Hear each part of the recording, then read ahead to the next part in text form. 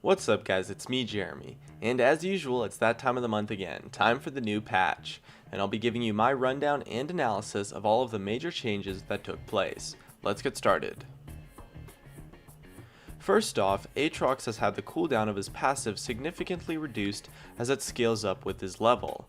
This change is actually quite a big buff in my eyes, since his dependence on his passive tended to be quite significant, and so the lowered cooldown will give him a lot more uptime in terms of being able to fight and make plays, which is great for him, and I think we'll start seeing him appear more in some team compositions.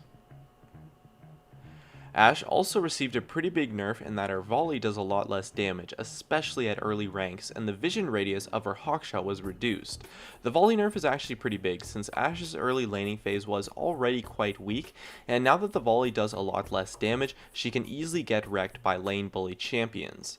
In addition, the hawkshot change nerfs her utility a lot, and makes it harder to use the global range effectively, and have much more of a focus on where the hawkshot ends, meaning it's a lot more important to aim it properly now.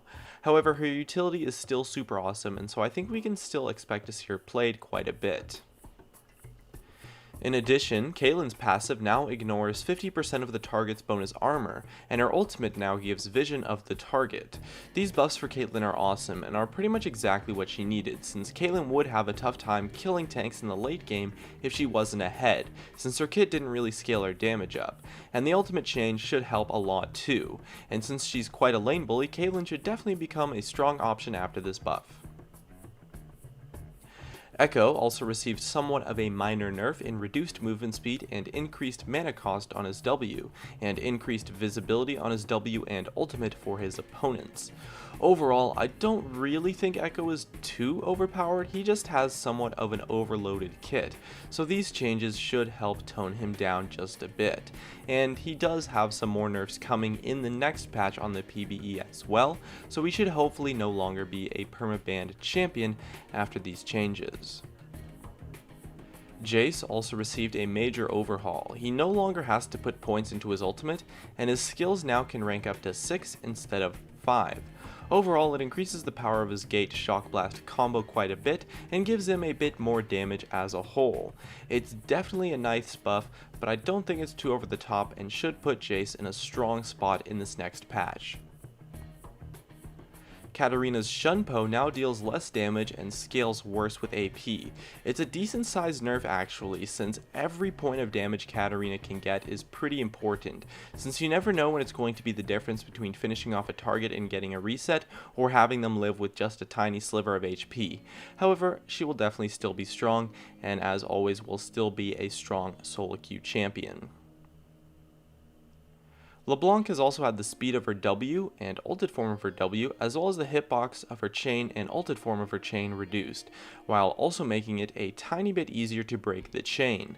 This should make her kit as a whole easier to dodge and outplay without reducing any inherent power, so it's actually a pretty awesome change for the assassin playstyle that she has, and should tone her down just a tiny bit.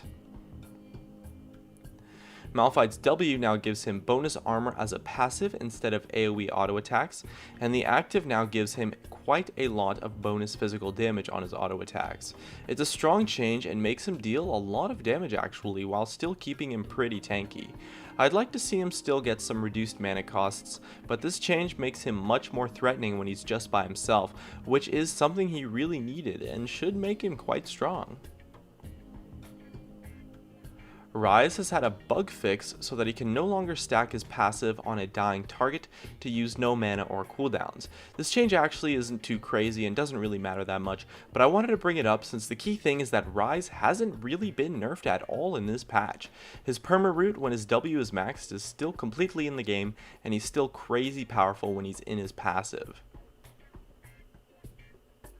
Sejuani has had the percent maximum health of her W nerfed quite significantly. This should help her focus more on being a utility tank rather than just an OP mega tank that does some damage. She's definitely still going to be good and is a great solo queue champion since her mechanics are fairly easy.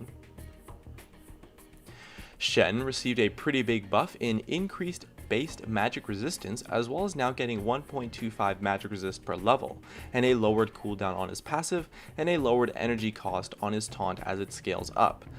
These were some kind of minor changes, but they're going to help Shen out a lot, since it really helps his kid out a bit in terms of improving his strengths, which is pretty much what he needed, and so we can expect to start to see some more Shen being played.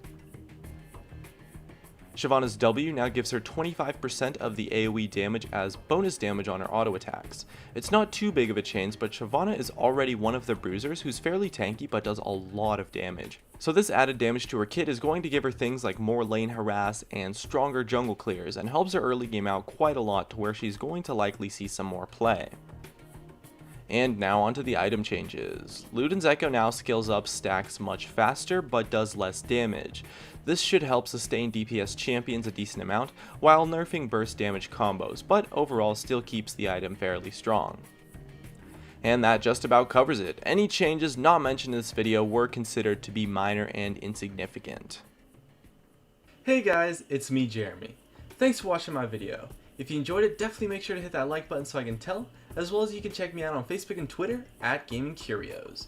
And check me out on Twitch too, I do weekly streams. And if you really enjoyed the video, make sure to subscribe, as well as you can check out some of my other content up above. Anyways, that's going to be it. Thank you so much for watching, and of course, I'll see you guys next time.